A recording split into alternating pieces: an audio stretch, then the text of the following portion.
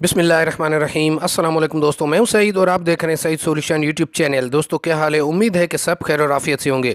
तो जनाब आज की वीडियो डीसी सोलर सेटअप के बारे में है। काफ़ी सारी कन्फ्यूजन पाई जाती है कुछ सवालों में, तो आज मैं आपको उन सवालों के जवाब दूंगा। तो सबसे पहले एक सवाल आता है कि क्या हम एसी वायर और डीसी वायर को एक साथ एक कंड्यूट में ले जा सकते हैं? इसमें कोई ख़तरा तो नहीं होता? यहाँ पर आप देख रहे हैं एक एसी बोर्ड है जिसके साथ डीसी वायर्स भी आ रही हैं, तो क्या इसमें आग लगने का ख़तरा तो नहीं होता? इसके अलावा हम बिना कंट्रोलर के डायरेक्ट सोलर प्लेट से अपनी बैटरी को चार्ज कर सकते हैं, इससे क्या नुकसान हो सकता है? और ठीक इसी तरह बिना कंट्रोलर के ही हम बैटरी से डायरेक्ट लोड उठा सकते हैं, इससे भी हमारी बैटरी को कोई नुकसान तो नहीं होगा? और डीसी सेटअप में वायर कौन सी लगानी चाहिए? यहाँ पर 4 mm की वायर आप देख रहे हैं जो कि 6 साल से मुसलसल चल रही है। और एक और सवाल कि ये वायर्स गर्म क्यों होती हैं? बैटरी के मुतालिक भी आपको कुछ टिप्स दूंगा कि इसके टर्मिनल्स की ये हालत क्यों हो जाती है और आप कैसे इसको साफ़ करेंगे। और प्लेट्स के होते हुए भी बिजली वाले चार्जर की ज़रूरत पड़ सकती है हमें, और डायरेक्ट लोड हम किस सूरत में चला सकते हैं, और उसके अलावा ये बटन जल्दी क्यों ख़राब हो जाते हैं। तो चलें दोस्तों, हम शुरू करते हैं अपने इस चार्ज कंट्रोलर से।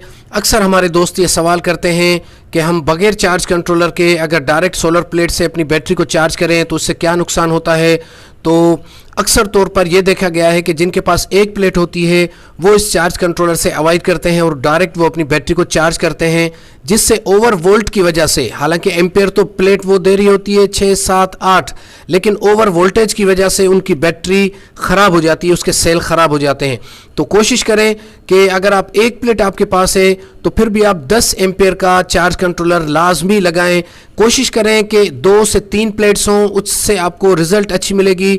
लेकिन अगर आपका बड़ा सेटअप नहीं है तो आप एक प्लेट ही अगर आपके पास है तो आप उसके साथ भी चार्ज कंट्रोलर 10 एम्पेयर का भी लाजमी लगाएं। और आउटपुट लोड, दूसरा सवाल कि बैटरी से हम डायरेक्ट लोड उठा सकते हैं। तो जनाब बैटरी से अगर आप डायरेक्ट लोड उठाएंगे तो बैटरी 10.5 वोल्ट पर जब पहुंचेगी तो ये अगर कंट्रोलर लगा होगा तो आपके बैटरी को लोड को डिसकनेक्ट कर देगा। ठीक है, यहाँ पर आप देखें जिस तरह ये मैंने अभी बटन बंद किया, लेकिन अगर 10.5 वोल्ट पर ये बैटरी पहुंचेगी तो कंट्रोलर होगा तो वो आपकी बैटरी को सेव करेगा। अगर कंट्रोलर नहीं लगा होगा और डायरेक्ट आप बैटरी से लोड उठाएंगे तो फिर बैटरी आपकी 10.5 वोल्ट से ज़्यादा डीप डिस्चार्ज में चली जाएगी, 8-7 वोल्ट पर आएगी, जिससे बैटरी की प्लेट्स को बहुत ज़्यादा नुकसान होगा और फिर वो दोबारा से चार्ज नहीं हो पाएगी और चंद ही माह में आपकी बैटरी ख़त्म हो जाएगी। अच्छा, उसके अलावा यहाँ पर ये अगर आप देखें बैटरी टर्मिनल्स पर अक्सर ये कोरोजन आ जाता है वाइट कलर का, ब्लू कलर का, या इस तरह ऑरेंज या गोल्डन कलर का। तो इसको रिमूव करने के लिए आपने सादा पानी इस्तेमाल करना है। किसी पुराने मग के अंदर आप इसको डिप करके रखेंगे सादे पानी के अंदर, तो ये साफ़ हो जाएगा खुद ब खुद। 3-4 मिनट के बाद इसको निकाल के चेक करें। अगर फिर भी मैला लगता है तो फिर दोबारा इसको 2-3 मरतबा इस तरह आप पानी चेंज करें। अगर चाहें तो किसी लोहे के ब्रश से भी इसको साफ़ कर सकते हैं। उसके बाद इसको अच्छे से ड्राई करके इन टर्मिनल्स के ऊपर थोड़ी मिकदार में ग्रीस या फिर पेट्रोलियम जेली लगाएंगे तो इस मसले से आपकी जान छूट जाएगी। इसके बाद एक सवाल कि आप बग़ैर कंट्रोलर के डायरेक्ट एक प्लेट से घर का लोड किस तरह चला सकते हैं। तो जनाब ये एक्सपीरियंस आपका उन जगहों के लिए कामयाब है जहां पर आपकी छोटी सी एक शॉप है और सुबह को आप वो शॉप खोलते हैं 8-9 बजे और शाम को उसको बंद कर देते हैं। वहाँ पर आपको बैकअप की ज़रूरत नहीं है, तो वहाँ पर आप इस तरह चला सकते हैं। लेकिन उसके लिए आप पंखा चला पाएंगे, लेकिन पंखा भी सब पंखे डायरेक्ट प्लेट को सपोर्ट नहीं करते। कुछ कुछ पंखे हैं जो प्लेट को सपोर्ट करते हैं। आप ये पहले दुकानदार से मालूम करें कि ये पंखा डायरेक्ट प्लेट पर चल सकता है जो कि 20-22 वोल्ट तक को सपोर्ट करे, तो फिर आप वो पंखा परचेज़ करें। वैसे खुर्शीद फ़ैन इसमें कामयाब तरीन रहा है। अगर खुर्शीद फ़ैन का इंतखाब करेंगे तो वो डायरेक्ट प्लेट पर चल सकता है। या एक दफ़ा फिर दोहरा दूँ कि ये सिर्फ उन जगहों के लिए कामयाब है जहाँ पर सुबह को आप पंखा चलाएँ जो कि शाम तक आपकी नीड हो, लेकिन लाइट्स की वहाँ पर ज़रूरत ना हो। लाइट्स भी अगर आप डायरेक्ट सोलर प्लेट्स पर चलाएंगे तो वो भी ख़राब हो सकती हैं। हो सकता है आजकल ऐसी लाइट्स आ गई हों जिनमें अच्छे रेजिस्टेंस लगे हों और वो सोलर प्लेट को सपोर्ट कर सकें। तो घर के लिए आपको बैटरी लाजमी चाहिए होगी। इसके बाद नहायत ही अहम सवाल कि वायर हम कौन सी यूज़ करें अपने डीसी सेटअप में।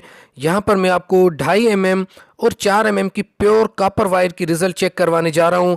इससे आप बखूबी अंदाज़ा लगा सकते हैं कि अगर आपने नकली वायर या फिर जो आमतौर पर मिलती है 50-60 रुपए गज़ की, अगर वो वायर लगा दी तो रिज़ल्ट आपको कभी भी बेहतर नहीं मिलेगा। तो अगर इस सेटअप की बात करें तो 4 mm की वायर मेन के तौर पर ली गई है, जो कि 2 कमरों तक जा रही है और बरामदे तक, लेकिन कमरों के अंदर 2.5 mm की वायर गई है, जिसकी वजह से पंखे और बल्ब में थोड़ा सा फ़र्क है।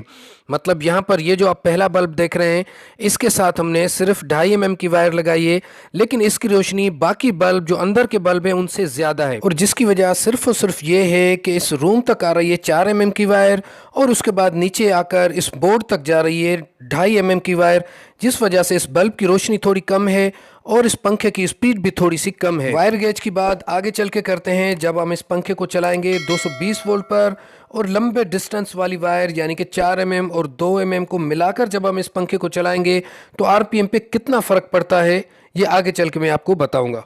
उससे पहले एक और सवाल को ले लेते हैं जनाब, कि हम एसी वायर और डीसी वायर को एक ही बोर्ड में ला सकते हैं या नहीं। फॉर एग्जांपल आप इस बोर्ड को ले लें तो इसकी वायरिंग जनाब 1987 की हुई है, और अब हमने 6-7 साल पहले इसके साथ ये डीसी सिस्टम ऐड किया है, और सेफ्टी के तौर पर हमने इसमें ये स्लीव्स लगाए हुए हैं। ये हीट रेजिस्टेंट होते हैं, इनको आग नहीं लगती। हालांकि इस पर सिर्फ एक बल्ब का लोड है। अब एक एम्पेयर के लोड से इस वायर को कुछ नहीं होता, और अक्सर दोस्त ये सवाल करते हैं कि ये वायर गर्म क्यों होती है।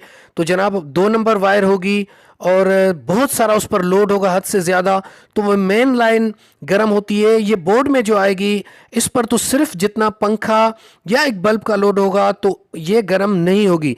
उसके बावजूद आप इस पर सेफ्टी के लिए ये स्लीव लगा दें तो बेहतर है, आप मुतमईन हो जाएंगे। और ऐसी साइड पे भी ब्रेकर्स लगे हुए होने चाहिए। अगर खुदा न खास्ता डीसी सिस्टम शॉर्ट भी होता है तो चार्ज कंट्रोलर के अंदर सेफ्टी फीचर होता है कि ओवरलोड पर वो लोड को डिसकनेक्ट कर दे।